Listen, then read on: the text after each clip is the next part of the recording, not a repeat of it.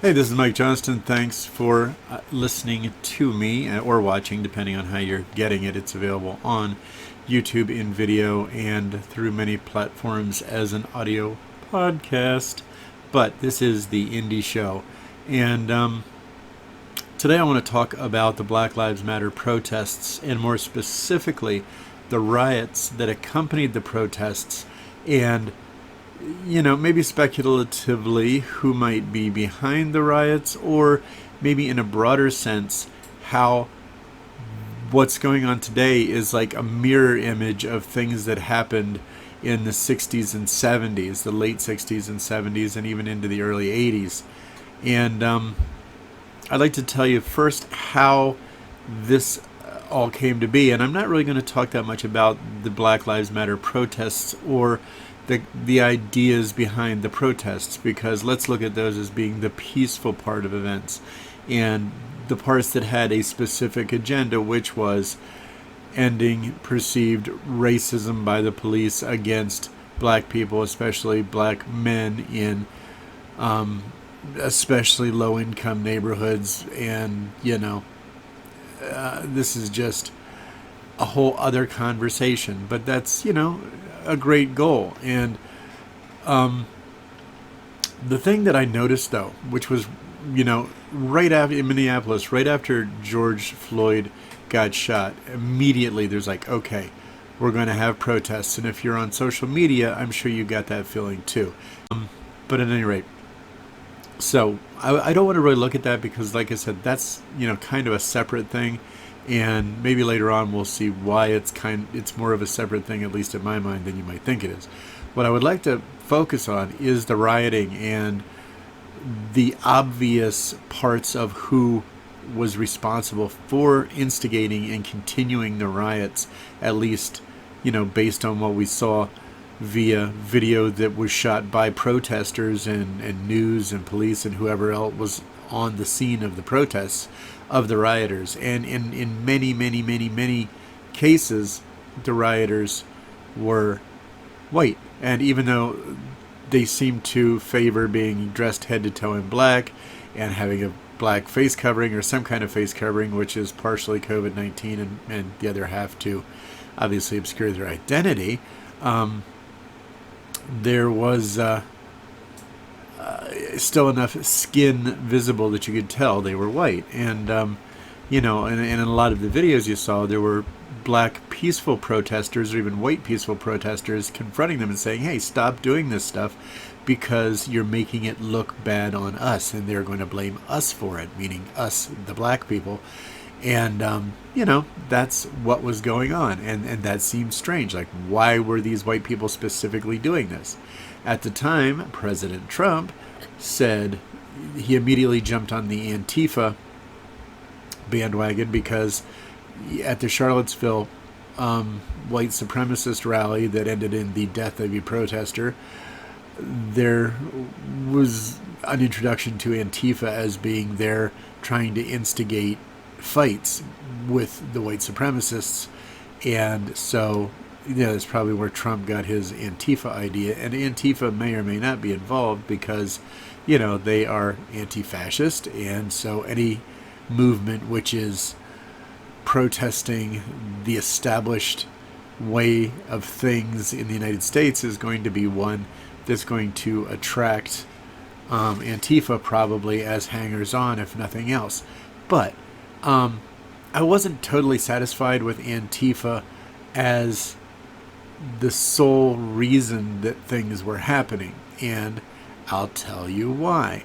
I mean, I wasn't really totally surprised when the riots developed along with the protests, because I've been seeing sort of an undercurrent of more generalized discontent among people on social media, and especially on the app Tik Tok, which, if you don't know, was originally Musical.ly. It was a bunch of kids dancing and lip syncing, and then it was changed to TikTok, and now there's a lot more of a variety of people on it, and a lot of people doing political commentary and social commentary. So I like the app because I think it gives you a sort of window into American society or the society of any country, because it's wildly popular. There's like 800 million users and it's worldwide, but the algorithm tends to give you things based on what you watch. So I see a lot of political and newsy sort of stuff and music oriented independent music stuff because that's what I'm interested in. So anyway, but I noticed there was a lot of younger people on there, even like high schoolers, but mostly like college age, that were professing a lot of interest in things like socialism and communism and just a general discontent with America. And this was while Bernie Sanders was running for president, and it was a lot of the stuff that he was saying, and they were absorbing and they were rebroadcasting those ideas, like forgiveness for student debt, free college, free health care, free, whatever Bernie was promising. And then after Bernie failed to win the nomination and dropped out, I saw a lot of it turning toward people talking about revolution, and in even sort of violent ways that, were soon to be like embodied in the riots at the protests. Now, I don't know if that's those same people, but I started calling them the young communists. And, a lot of them are obviously really people who believe in what they're talking about. From their level of experience in life, they think communism especially offers a viable alternative to what America is. Totalitarianism versus representative democracy. It doesn't seem like a very good comparison to me, but okay, I can see it if you're young, and I'm certainly willing to look at it and learn more about it, which is what I've been doing. Here's one young man that is on TikTok who he's all about communism, and he also does a little music, which I'm going to play you a video of his now, that is him doing a song that's basically about his communist beliefs. So all of the videos that I show you will be linked below, along with pretty much a transcript of what I'm saying, maybe tarted up a little bit. But anyway, all the links will be down in the description below or available on the indiechannel.com website, and indie is spelled INDE, theindiechannel.com. And there you can check out all of the links to the videos that I will show you. So here we go. Yeah, hey, hey, hey, hey, hey, eat the rich, eat the rich. You know that I really wanna eat the rich, hey, eat the rich, eat the rich. You know that I really wanna, you know that I really wanna eat the rich, eat the rich. You know that I really wanna eat the rich, hey, eat the rich, eat the rich. You know that I really wanna eat, hey. Okay, so he's obviously, at least seems to be pretty harmless, and I think he is. He's running for president of the United States, although I think he's only like 19. But, so, I mean, he could be president anyway. But, now, at the same time as people like him are making videos, I noticed a lot of other people in the same age range that were making angrier videos, and videos, especially after Bernie suspended his campaign, that were more violent in nature, talking about break out the guillotines and guillotines. Did I say that wrong? Guillotines. Sorry. And, start killing the wealthy, especially the wealthy, because, success is bad. But there is some sense in it, because I remember a time in the United States when the middle class had it a lot better, because they made a better share of the profits due to unions and laws and stuff, and we've let all that go, and that's not the fault of the rich that they capitalize on the fact that we let our rights go. That's just my opinion. I mean, that's how I've come to look at it over time. Yes, it's wrong to not let everybody have their rightful share based on the labor they do, but at the same time, if I can find a way to make something and sell it and everybody loves it, and I make $1 billion out of it, maybe I'm not oppressing anybody. Maybe I'm paying people, what you would think would be a fair wage to make the thing that I developed. Or maybe it's a song, I get a computer, I make a song using software that I buy, and I distribute it on the web, and who am I oppressing? And it's a wildly popular song, and I sell billions and billions of copies of the song. Everybody in the world wants the song. Now, why is it wrong for me to be a billionaire? Who did I oppress? See, it doesn't fit in every circumstance, but it does fit in some. If you're the working class, then yes, you ought to have a decent life. Everybody should have a certain basic life. That's my opinion. So I'm not like a raving, far right Republican, but I'm not a leftist either. I like to think there's a sensible middle ground that has proven to be good for people all around and has worked. At least, in America, it worked really well for a long time.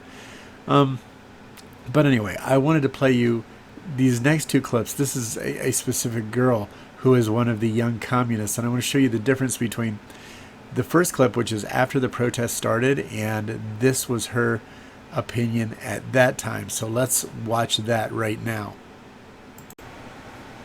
Here are some things the media won't tell you about what's going on in Minneapolis right now. The alleged $20 bill that was forged by George Floyd turned out to be real. Cops were the ones that started the fires. Protests were peaceful until the cops fired first with stun grenades, tear gas, and rubber bullets. Most of the major news sites and media outlets, primarily the right-wing ones, are trying to make the rioters look bad by adding fake gunshot sounds into their clips and their live, broadcastings, live, right? And in reality, I'm going to tell you right now, our only threat right here in Minneapolis is the fucking cops. Target isn't being looted just for the fucking sake of it. They refuse to sell milk, water, hydrogen peroxide, and other supplies to protesters who were hurt at the hands of the police. There are more officers standing outside Derek Chauvin's house to protect him than there are police officers helping citizens hurt at the hands of the police. So obviously her opinions in that video are not probably totally accurate, and they are her opinions as far as all the problems in the city are caused by the police. You remove the police, there will be no more problems, and Target's only being looted because they refuse to sell to the rioters. And okay. But she seems to be telling you things as she observes them. Like, for all you know, that's actually everything she's saying is true. And it is like, we are just struggling for recognition of this terrible crime. We are not doing anything wrong. Okay, now contrast that with a video that is also on her channel that she made a day before this. Okay, so watch this. On your For You page, I just want to let you know you're invited to my post-quarantine crafting party. We're going to be making Molotov cocktails, and then later that night, I think we should all plan on going and getting arrested on wanton destruction charges. And you know what? I feel like it would be kind of a vibe if I had a true what if we kissed while being enemies of the state moment and watching a big corporation burn in the background. So let me know if you want to come. So obviously her viewpoint changed quite a bit from before and after there. But, that's kind of the thing that I saw happening with a lot of them. They just were like, let's get out there. Now's our chance. We got to go do something. So it became hard to really pin down who was just protesting the death of George Floyd and the reasons that happened, and who was just out there trying to cause destruction and start, people were saying a race war or, an overthrow of the government or whatever. And that's when I saw the video of this guy that I kind of started referring to as the plague doctor. I know you've probably seen it, but I'll show you a picture of him. Anyway, he was kind of all dressed in black head to toe, and he was carrying an umbrella, and he had a face mask on, a respirator, which is, a COVID-19 thing. But in this case, the whole effect, I thought, made him look like a plague doctor from like the medieval times when the bubonic plague was around. And, you know, if you don't know what a plague doctor is, look it up. Okay, this is a photo, a compilation of a couple of stills from the video that was shot of this guy. And you see what I mean? He just has this whole plague doctor look going on. Here, wait a minute. Let me show you an actual plague doctor. This is what the medieval plague doctors looked like. See, they had, you know, the hat and the mask and all dressed in black with gloves on, and this was a stick. I'm not sure what it was at the time, but it wasn't an umbrella. However, you can see why my mind would confuse the two. And anyway, so here's the guy that we're talking about. All dressed in black. He has a face visor on. He has a respirator on and a backpack. They all seem to wear backpacks, and this umbrella, gloves. And he goes along just casually smashing windows, and people come up to him and they're like, "Stop this, what are you doing?" And one guy kind of challenges him. He's a big guy. He's like probably over 6 feet. And because you can see him compared to some of the other people in the video. And he just then casually walks off, but he never puts down the umbrella. And he just casually walks off across the parking lot as people follow him for a while before they just like lose interest. But is just kind of so iconic to me because it wasn't rainy. There was no reason for the umbrella. It wasn't excessively sunny that you would need an umbrella, but it seemed like there was some sort of symbolism in what he was doing, and that's what made him stand out. And he's really the first person that was shown on the web to be a rioter. So it became really interesting to find out who he was. And as part of that, I was also, it just struck me as, after I thought about him being a plague doctor, the idea of the umbrella made me think about weather. And that made me remember something from like maybe when I was a kid, or just something I had heard about somewhere along the way, of a group, like a radical group that had the word weather associated with their name.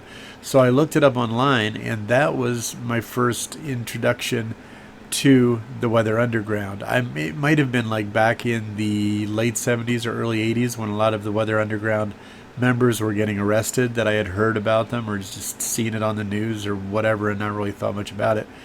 But now it was interesting. So I read a little bit on Wikipedia about the Weather Underground, and it seemed like, you know, they were doing a lot of essentially the same things that the rioters that were following the Black Lives Matter protest were doing.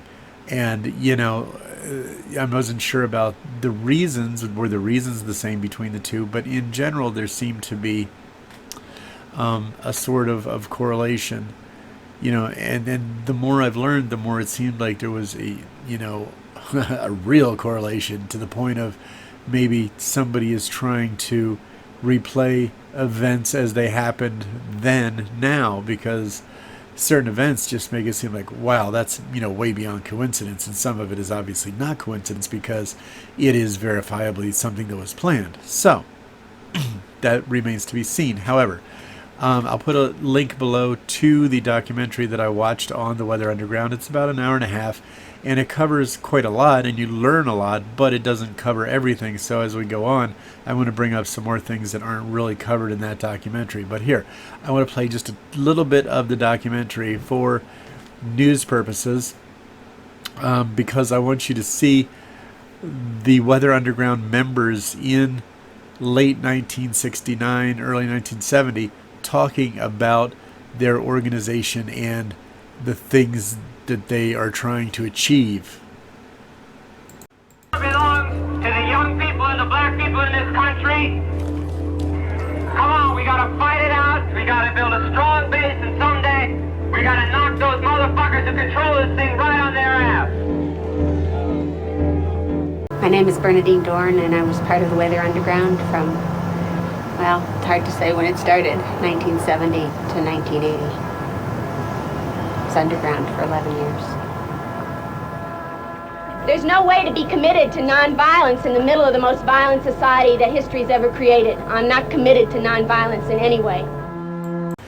I've been actually working on this for like a month now, and I video recorded the podcast up to this point, and I apologize for the points in the podcast where I'm saying, look at this, do this, because I realize that's hard to do when it's an audio podcast. Sorry about that. But I will include all the links to the things that I referred to below in the description so that you can see them. And what happened is I got up to now, this is like a 20-minute podcast at this point, and I didn't want to go too long, at least in the first couple segments, and do a full 3-hour podcast like some people do, and especially without a guest. But this is so fascinating and so relevant, especially as I got to the point where I found the Weather Underground and I started researching who they were, and then who they were as individuals and what they've done from the time that they were active as the Weather Underground till present, and the influence they're still having on the radical left in the United States of America. And that's really obvious in the case of all the rioting and everything that's happening with the BLM protests, and the expansion of the focus of BLM from just Black Lives Matter to defund the police, defund the prisons, defund the military, and they're just quickly blossoming into being a lot more than that. And there are direct connections between BLM and the Weather Underground, which I am going to expose and explore in further podcasts. They've been kind of exposed already. I'm just going to explore them and bring what I find to you, because I think the American people need to understand the radical left and what it is today and what their goals are today, because it's just become so pervasive in society, from education, even like elementary education, through college education, to the media, to politics. It's essentially what the Democrats are slowly becoming. They're going from neoliberals to just far left Marxist, or I've seen some change in what I've been reading. The people who were the communists in the 1970s are now the social democrats. It's exactly the same people, because yes, the 60s and 70s were a long time ago, but those exact same radicals are still alive today and have a whole history of those 40 or 50 years of being active in what they do, and a lot of them stayed active in far left politics. So subscribe and follow, and stay tuned, and I'm going to try to bring you more information on this topic as well as a bunch of other topics. And I do have some guests lined up already. This is not going to be just all politics all the time. There's so many things that I like to know about, and I would like to talk to you about those things.